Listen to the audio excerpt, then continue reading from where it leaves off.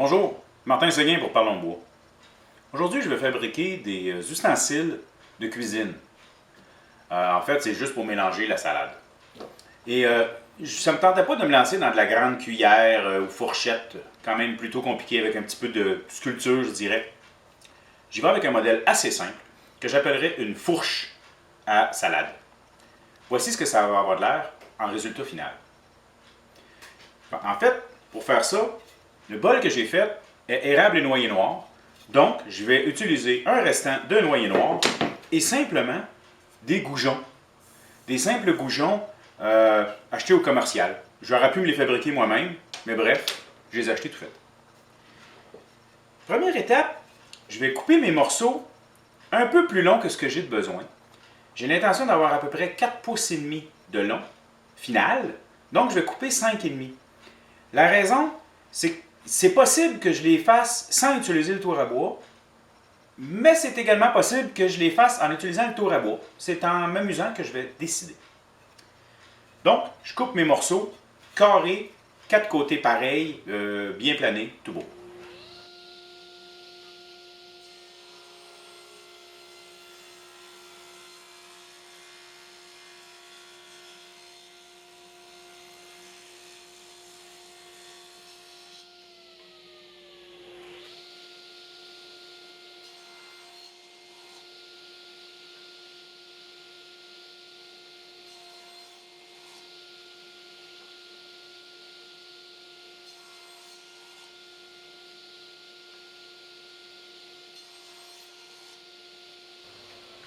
Bon, les blocs que je viens de tailler ont à peu près 1 pouce par 1 pouce, 2 cm et demi par 2 cm et demi. Le final, je vais avoir 4 pouces et demi de long, c'est-à-dire environ 11-12 cm. J'ai coupé à 5 pouces et demi, 14 cm, parce qu'il est possible que je les mette sur le tour à bois, comme j'ai indiqué tantôt.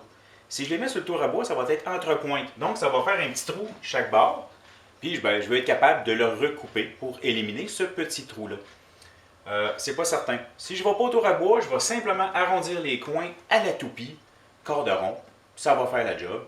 Le but, c'est d'être capable de les tenir et qu'ils fit bien dans la main. Ce n'est pas quelque chose qu'on utilise pendant des heures. Donc, le confort peut être acceptable.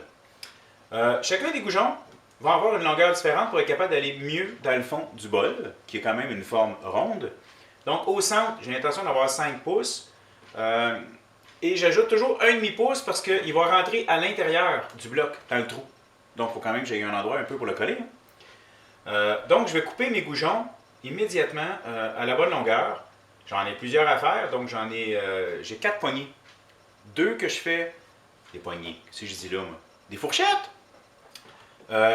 J'ai un bol qui a du noyer noir et j'ai un bol qui est en padouk. Je le fais chacun 2 fourchettes. Donc, je vais couper tous mes goujons tout de suite aux longueurs désirées.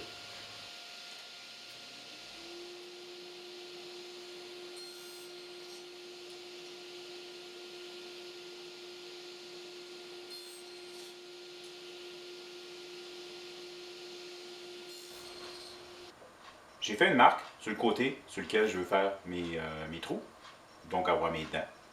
Je l'ai choisi, c'est moi qui, selon le look, c'est comme ça que j'ai décidé. Et vous allez pouvoir que j'en ai taillé deux de plus quand je les ai faites. La raison est simple, ça nous prend toujours des pièces pour pratiquer, pour s'enligner. On ne sait jamais ce qui peut arriver. J'ai été obligé de me prendre par 2 coups pour trouver mon centre parfait. Donc, je vais maintenant percer chacun de mes morceaux au centre. Et ensuite, je vais ajuster mon bloc pour faire la distance égale de chaque côté sur chacune de mes poignées et encore une troisième fois pour arriver avec la distance parfaite comme que je la veux. J'ai également ajusté la profondeur de ma perceuse à colonne pour que mes trous soient toutes pareils, toutes égales selon la profondeur que je voulais.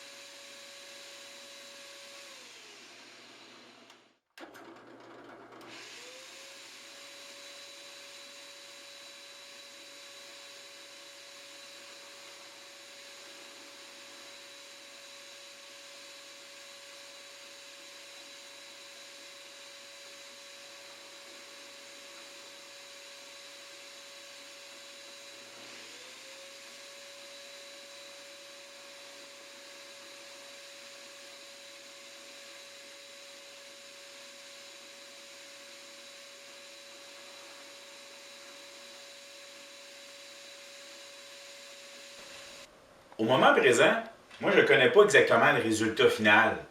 Ici, mes coins sont encore carrés. Vous autres, l'avez vu le résultat? Pas moi. Donc là, je vais en faire un, ici, un bloc, un de mes blocs de test, à la toupie, faire quart de rond pour voir ce que ça va donner.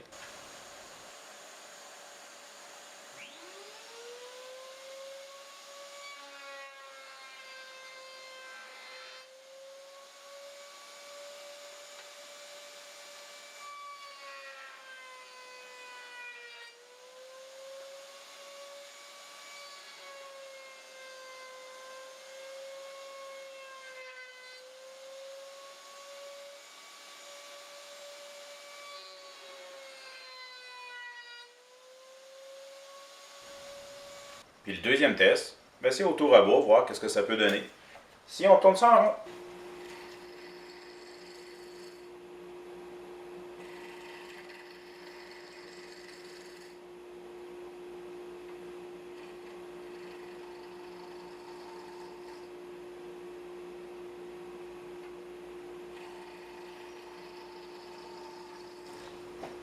Bon, j'ai conçu les deux morceaux.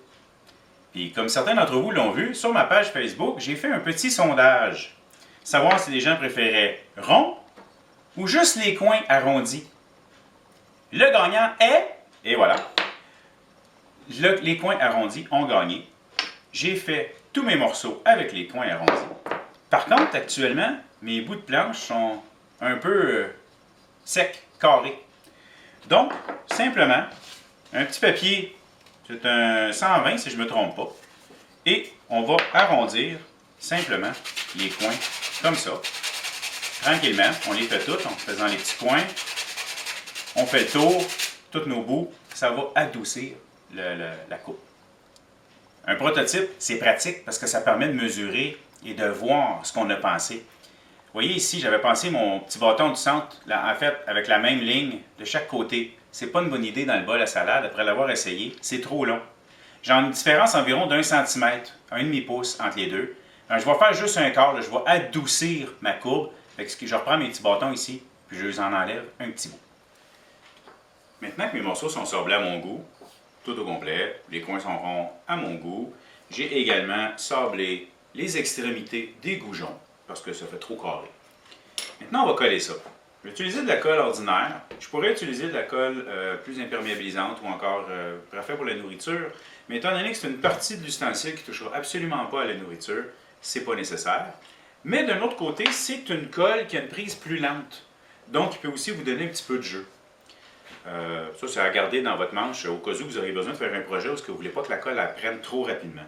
Donc là, je vais simplement envoyer de la colle dans chacun de mes trous. Pas trop. C'est la manière que j'ai fait mes trous, il y a un petit endroit pour le surplus dans le bas. Mais comme que je dis, il ne faut pas que j'en envoie trop, juste assez, puis là même que je réalise que ma technique n'est pas parfaite parce que j'en mets sur le bord. Ça va déborder. Il faut éliminer ce débordement-là. Donc là, je vais tout de suite enlever une partie de mon surplus.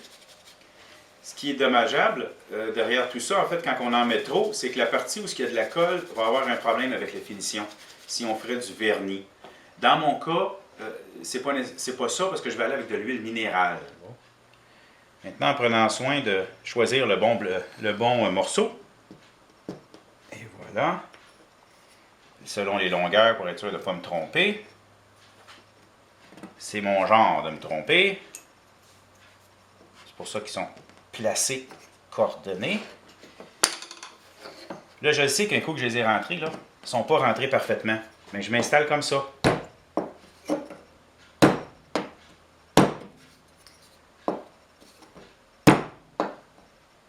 Voilà, lui, je savais qu'il était pas rentré. Voilà, c'est fait.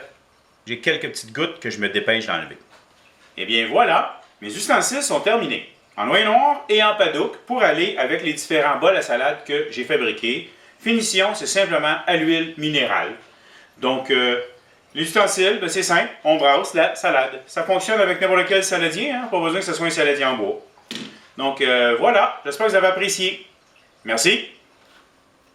Je vous invite à me suivre sur ma chaîne YouTube. C'est le petit bouton s'abonner dans le bas de l'écran. Vous pouvez également me suivre sur la page Parlons Bois sur Facebook et ou également sur ma page Google+. Ça m'arrive de donner des formations ici même dans mon atelier ou encore chez les gens. Il suffit de me contacter pour qu'on s'arrange. J'espère que vous avez apprécié. Merci.